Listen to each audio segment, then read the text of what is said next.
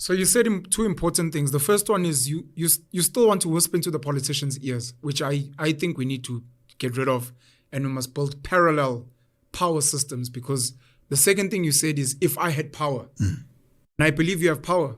I think the problem that in what you're saying and many other people have is they are still subscribing to the same paper ideology of land.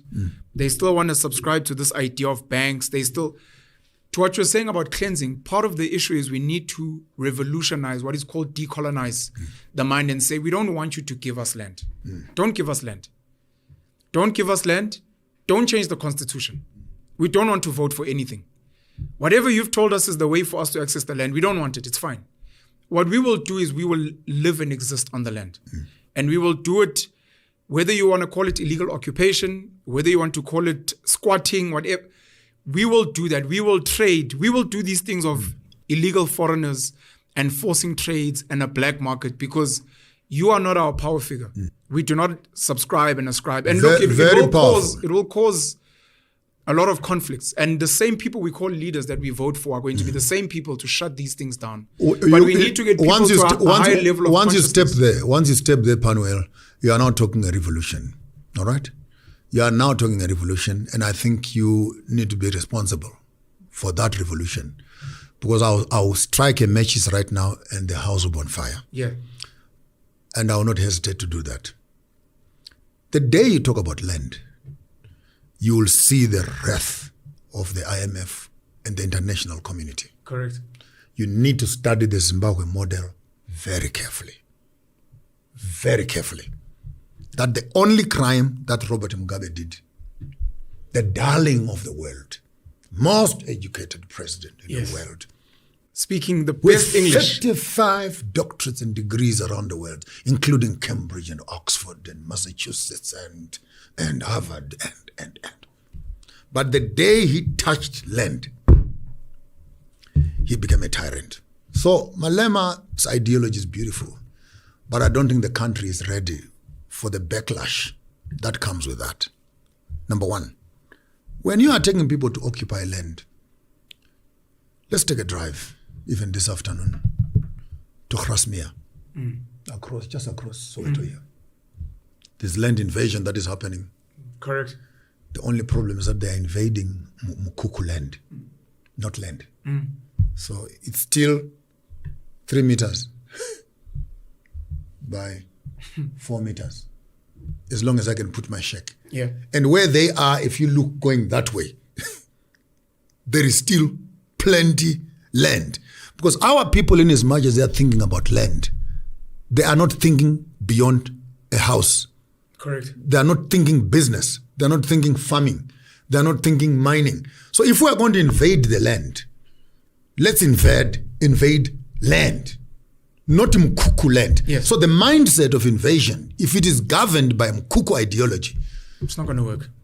We need an abundance mindset. And the parallel system you're talking about, maybe let's not mess up the system when our people are not ready.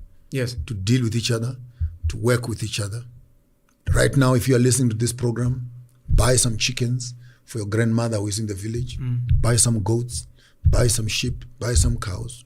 Send some seeds for this planting season. Harvest. Food sustainability is the first thing. And let the market start. And when this one has got 100 goats, 10 goats, 15 goats, create markets around that. Feed those goats into the butcheries. But you're full. See, it's a beautiful part. You're full. Now we know that in this region here, there are plenty of goats and sheep. That economy can translate itself into a bank.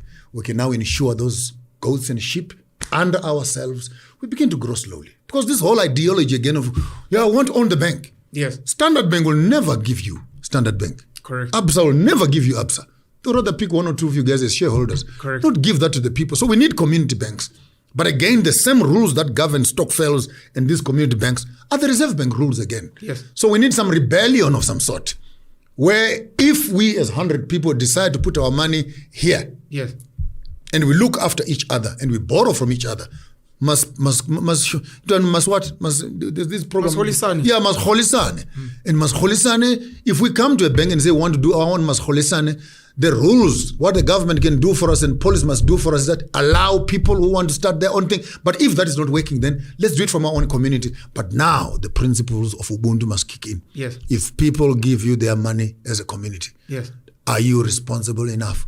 Or we're going to end up again every other week in court. Correct. Where the same blacks who say they want power, now they have power, but they cannot manage it. And unfortunately, the white people are aware of that. So it's like, hey, buy again, they're going to self-destruct. Now they'll destroy. It's a self-propelling missile. It will burst in the midst of nowhere. Orania is something to study. I asked specifically because you mentioned it at number 2, because they've also got their own currency, Ora, and they're making it digital and crypto as well. Now Orania is a beautiful concept. And actually, South Africa must be Orania in its totality. Not Orania in terms of being white. Yes. But the same privileges, the same authority that South Africa would allow the white community to create their own currency in a country, raise their own flag in a country, yes, defy the constitution by telling fellow South Africans, you cannot live here except as a housemaid and a garden boy. And at a certain time of the day, 5, 6 in the evening, get out of here. We don't want to be living with blacks. In a free South Africa. By the way, sorry, I need to correct this because I know it spreads. They pride themselves in Orania that they do all their work themselves and they don't hire black workers. It's not true. No, I don't know how true it is. No, it's not true. That's what I've heard. It's not true. Yes, they do their own work here and there. But please continue. Yeah. And if the white community is allowed even to raise a colonial flag, yes, in a free South Africa. Which they do. Come on, guys. So this whole they thing have their about, own currency this whole thing about the national anthem is a fallacy. This whole thing about a free South Africa is a fallacy, because if the white people are free, then the black people must be free also. We must be allowed in Venda to have our own currency. What's stopping people in Venda from building something like Orania? The conversation is starting as I'm talking right now. Okay. This is where it starts. It starts off with an Venda idea. Building Society, VPS. But what happened to it? It was infested and it was taken over. But at a certain time, we need not to undermine those institutions. Yeah. Because they set up those systems with a certain... Because when people come to abuse these systems, yes, there were resources in there. Correct. So you're not coming to empty shell. Where it was just... Like Woputatswana, like Royal Bafokeng. There are people that are doing good work. Even the ZCC Church and the Shembe, they just need some type of formalization and to spread the story. Now look at it this way. This one is a brilliant one. So the Royal Mafokeng House right now, with the amount of reserve that they have, the 260 million that is needed by the bank, and is sitting on 48 billion. So by all practical purposes, the Royal Mafokeng can start having a bank right now and giving us cards which you can use to swipe on their toll roads and etc. Yes. And they can set up an infrastructure. So and Mafokeng can come up with their own currency. Correct. Zulu can come up with their own currency. Ngonyama Trust Land there. And when all these communities, 13 communities, have broken apart, maybe even the Cape Town story of creating another country out of Cape Town is not such a bad idea. Everyone stay where they are. And when that is happening, I want to see where the government will be. People say that's apartheid. Now, that's not apartheid.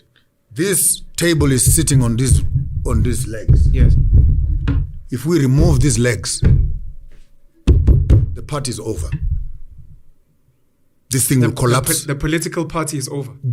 The whole lying and selling us, giving us t-shirts and caps ends, because it serves no purpose. It's 25, 26, 28 years later after independence, 40 years later after independence, 60 years later after Ghana.